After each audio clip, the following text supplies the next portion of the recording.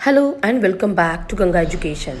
On this platform, you will find quality lectures relating to the field of law, competitive examination in legal domain, important legal facts and legal history, all explained in clear and structured manner. तो क्या हर medical mistake एक crime होता है? Doctor की liability आखिर कब criminal बन जाती है? नमस्ते दोस्तों, welcome back to Ganga education. आज हम एक बहुत ही important medico legal case discuss करने वाले हैं जो मेडिकल नेग्लिजेंस और व्हाइट कॉलर क्राइम, इन दोनों पर्सपेक्टिव से आपके एग्जाम्स के लिए एब्सोल्युटली क्रूशियल है। देखिए, अगर किसी स्टूडेंट को एग्जाम से पहले 5 मिनट में पूरा कॉन्सेप्ट रिवाइज करना हो तो ये एक्सप्लेनर काफी है। तो चलिए बिना किसी देरी के सीधा शुरू करते हैं।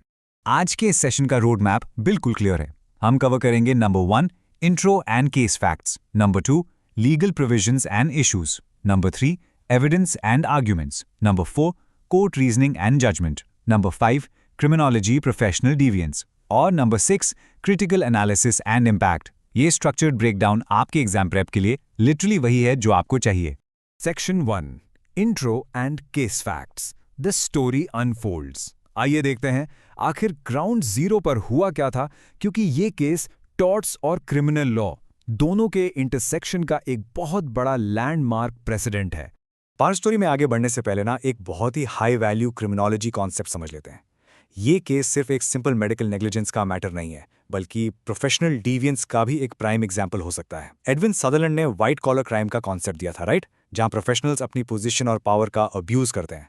जब एक पेशेंट अपने डॉक्टर पर ट्रस्ट करता है और वो ट्रस्ट टूट जाए तो वो सिर्फ एक सर्जिकल एरर नहीं रह जाता, वो मेडिकल एथिक्स और प्रोफेशनल ट्रस्ट दोनों का वायोलेशन बन जाता है। अब आते हैं एक्चुअल फैक्ट्स पर। स्टोरी क्रोनोलॉजिकली काफ़ी स्ट्रेट फॉरवर्ड है। मई 9, 1995 को पेशेंट, जिनकी एज 44 थी, वो एक माइनर ब्लीडिंग इशू के कंसल्टेशन के लिए डॉक्टर के पास जाती हैं। अगले दिन मई 10 को उन्हें एक बेसिक डायग्नोस्टिक लैप्रोस्कोपी के लिए एडमिट किया जाता है, बस ये चेक करने के लिए कि अंदर प्रॉब्लम क्या है। लेकिन जब वो जनरल एनेस्थीसिया के अंडर बेहोश थीं, डॉक्टर ने आगे बढ़कर उनका यूट्रस और ओवरीज कंप्लीटली रिमूव कर दिए। पेशेंट को ये बात 4 दिन बाद पता चलती है। जस्ट इमेजिन, एक माइनर चेकअप के लिए जाना और मेजर ऑर्गन्स के बिना उठना। Section 2 legal provisions and issues framing the legal battle. अब हम लीगल फ्रेमवर्क पर आते हैं। ध्यान रखिएगा, ये एग्जैक्ट प्रोविजंस आपको अपने एग्जाम में साइट करने हैं। एग्जाम में अब आपको पुराने आईपीसी की जगह भारतीय न्याय संहिता यानी बीएनएस के नेग्लिजेंस प्रोविजन साइट करने हैं। प्रोसीजरल मैटर्स के लिए बीएनएस अप्लाई होगा और एविडेंस के लिए अपना वही इंडियन एविडेंस एक्ट। इसके साथ ही मेडिकल लॉ के बेसिक कॉन्सेप्ट्स आते हैं, ड्यूटी ऑफ केयर, ब्रीच और स्टैंडर्ड ऑफ केयर। यहाँ स्टैंडर्ड ऑफ केयर का मतलब बड़ा सिंपल है, एक डॉक्टर से एक्सपेक्टेड रीजनेबल स्किल। जैसे अगर आप एक डेंटिस्ट के पास बेसिक चेकअप के लिए जाते हैं और वो बिना आपको बताए आपका दांत निकाल दे, तो ये ड्यूटी ऑफ केयर का क्लियर ब्रीच है। यहाँ से एक बहुत ही क्रिटिकल एनालिटिकल क्वेश्चन उठता है हमारे सामने, क्या ये स्पेसिफिक इंसिडेंट सिर्फ सिविल मेडिकल नेग्लिजेंस थी या इसमें इतना मेंजरिया था कि यह क्रॉस करके क्रिमिनल लायबिलिटी और व्हाइट कॉलर क्राइम के दायरे में आ जाए? Section 3 Evidence and Arguments, the Courtroom Clash। इस सवाल का जवाब ढूंढने के लिए आइए कोर्टरूम के अंदर चलते हैं और देखते हैं कि प्रोसिक्यूशन और डिफेंस ने अपने आर्ग्यूमेंट्स कैसे फ्रेम किए। दोनों साइड्स का स्टैंड बिल्कुल क्लियर था। पेशेंट का आर्ग्यूमेंट था, मैंने रेडिकल सर्जरी के लिए कभी कंसेंट दिया ही नहीं, it was an unauthorised removal, और यहाँ रीजनेबल केयर की लैक थी। दूसरी तरफ डॉक्टर का डिफेंस ये था कि देखिए, मैंने तो एक्सेप्टेड मेडिकल प्रैक्टिस ही फॉलो की है, मेरे अंदर कोई बुरी भावना या मेंसरिया नहीं था, मैंने गुड फेथ में एक्ट किया पेशेंट की भलाई के लिए, और हाँ, ऑपरेशन थिएटर से बाहर आकर मैंने पेशेंट की मदर से एक्सप्लिसिटली कंसेंट लिया था। अब आते हैं एविडेंस एक्ट के एप्लीकेशन पर। ऐसी सिचुएशन में मेडिकल रिकॉर्ड्स और expert opinions actually direct evidence का काम करते हैं, जबकि आसपास के बाकी सर्कमस्टेंसेस सर्कमस्टेंशियल एविडेंस माने जाते हैं। हमेशा याद रखिए, मेडिकल नेग्लिजेंस केसेस में एक्सपर्ट एविडेंस लिटरली बैकबोन होता है, क्योंकि जज तो खुद मेडिकल एक्सपर्ट नहीं होता ना। इस केस में पेशेंट के एडमिशन कार्ड पर साफ साफ लिखा था कि एडमिशन सिर्फ एक डायग्नोस्टिक लैप्रोस्कोपी के लिए ही था। Section 4 court reasoning and judgment, the legal precedent. अब आते हैं इस एक्सप्लेनर के सबसे कोर हाई स्कोरिंग सेक्शन पर। सुप्रीम कोर्ट ने आखिर इस सारे एविडेंस को इवैल्यूएट कैसे किया? कोर्ट ने सबसे पहले इन्फॉर्म्ड कंसेंट को डिफाइन किया। कोर्ट का स्टांस बिल्कुल क्रिस्टल क्लियर था। एक कॉम्पिटेंट एडल्ट पेशेंट के केस में उसकी माँ या किसी भी और रिलेटिव का कंसेंट कंप्लीटली इनवैलिड है। हाँ, एक्सेप्शन सिर्फ तब है जब वहाँ कोई absolute immediate life threatening emergency हो, जहाँ पेशेंट से पूछना पॉसिबल ही ना हो, और इस स्पेसिफिक केस में ऐसी कोई इमरजेंसी नहीं थी।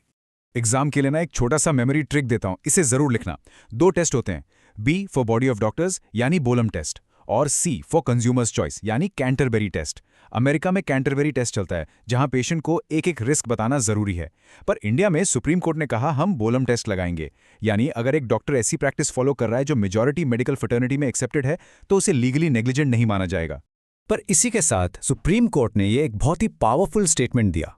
उन्होंने कहा consent given only for a diagnostic procedure can not be considered as consent for therapeutic treatment. इसका मतलब समझ रहे हैं? अगर मैं हॉस्पिटल सिर्फ चेकअप के लिए आया हूं तो डॉक्टर उस चेकअप के कंसेंट को फ्री पास बनाकर अनऑथराइज सर्जरी नहीं कर सकते। एक प्रोसीजर का कंसेंट दूसरे का कवर नहीं होता। तो फाइनल जजमेंट क्या निकला? सुप्रीम कोर्ट ने यहां एक बड़ा बैलेंस्ड न्यूट्रल स्टैंड लिया। उन्होंने ऑब्जर्व किया कि डॉक्टर ने गुड फेथ में ही काम किया था, इंटेंशन पेशेंट की हेल्थ इंप्रूव करना ही था, इसलिए उन पर कोई क्रिमिनल कन्विक्शन या मेंस रिया एस्टैब्लिश नहीं होता। लेकिन एट द सेम टाइम बिना वैलिड कंसेंट के किसी के बॉडी पार्ट को रिमूव करना टॉर्ट लॉ के अंदर बैटरी और डेफिशिएंसी इन सर्विस जरूर कहलाता है। इसलिए सिविल लाइबिलिटी फिक्स करते हुए डॉक्टर को 25,000 रुपीस कॉम्पेंसेशन देने का ऑर्डर दिया गया। Section 5 Criminology Professional Deviance The Big Picture। चलिए अब थोड़ा सा अपना प्रोफेसर मोड ऑन करते हैं और इस केस की डीपर क्रिमिनोलॉजी समझते हैं। यह केस हमें प्रोफेशनल अकाउंटेबिलिटी का एक सॉलिड प्रिंसिपल देता है। देखिए, डॉक्टर जैसे प्रोफेशनल्स जब अपनी ड्यूटी वायलेट करते हैं और उस इनहेरेंट ट्रस्ट का अब्यूज करते हैं जो पेशेंट उन पर रखता है, तो ये व्हाइट कॉलर डिविएंस की बाउंड्री पर आ जाता है। हालांकि इस पर्टिकुलर केस में सुप्रीम कोर्ट ने क्रिमिनल लायबिलिटी नहीं लगाई क्योंकि इंटेंशन गुड फेथ का था, बट फिर भी ये मेडिकल कम्युनिटी के लिए एक क्लियर वार्निंग है कि पावर पोजीशन का अनड्यू एडवांटेज अब टॉलरेट नहीं किया जाएगा। Section 6 critical analysis and impact exam booster. ये हमारा फाइनल बोनस सेक्शन है। एग्जाम में ये एनालिटिकल पॉइंट्स लिखना एब्सोल्युटली हाई स्कोरिंग होता है, तो इसे ध्यान से सुनिएगा। इस जजमेंट का सबसे बड़ा स्ट्रेंथ पता है क्या है? ये पेशेंट की बॉडीली ऑटोनॉमी और उनके राइट्स को स्ट्रांगली रीइंफोर्स करता है। इसने मेडिकल एथिक्स को डॉक्टर नोज बेस्ट वाले पुराने माइंडसेट से शिफ्ट करके पेशेंट मस्ट चूज पर ला दिया। लेकिन इसकी वीकनेस या रिस्क क्या है?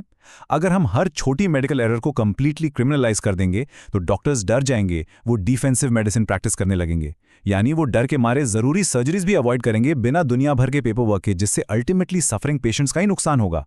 तो एक डेलिकेट बैलेंस बहुत जरूरी है। And now quick rapid fire exam revision questions for you सभी के लिए। नंबर 1, नेग्लिजेंस का कोर कॉन्सेप्ट क्या है और कौन सा टेस्ट इंडिया में कॉमनली अप्लाई होता है? नंबर 2, मेडिकल केसेस में सिविल लायबिलिटी और क्रिमिनल लायबिलिटी के बीच का मेन डिफरेंशिएटर क्या है? और तीसरा कॉन्सेप्ट क्वेश्चन, मेडिकल नेग्लिजेंस और व्हाइट कॉलर क्राइम में आखिर क्या संबंध है? इन तीनों के आंसर्स फटाफट कमेंट्स में ड्रॉप कीजिए, मैं खुद चेक करने वाला हूं। अगर आपको ऐसे मेडिको लीगल केस लॉज बिल्कुल सिंप्लीफाइड तरीके से और चाहिए तो हमारे साथ जुड़े रहिए। इस एक्सप्लेनर को लाइक करें, अपने दोस्तों के साथ शेयर करें और गंगा एजुकेशन को सब्सक्राइब करें, क्योंकि यहाँ लॉ समझाया जाता है। पर जाने से पहले एक थॉट प्रोवोकिंग सवाल देके जा रहा हूं। अगर फ्यूचर में एआई यानी आर्टिफिशियल इंटेलिजेंस एक डॉक्टर की जगह सर्जरी करे और कोई नेग्लिजेंस हो जाए, तो आखिर क्रिमिनल लायबिलिटी किसकी होगी? एआई डेवलपर की या उस हॉस्पिटल की? सोचिए इस बारे में। All the absolute best for your exams. See you in the next one. Thank you for watching this session. If you found this lecture useful, do like, share and subscribe to Ganga Education. Keep learning, keep growing and stay connected for more law lectures.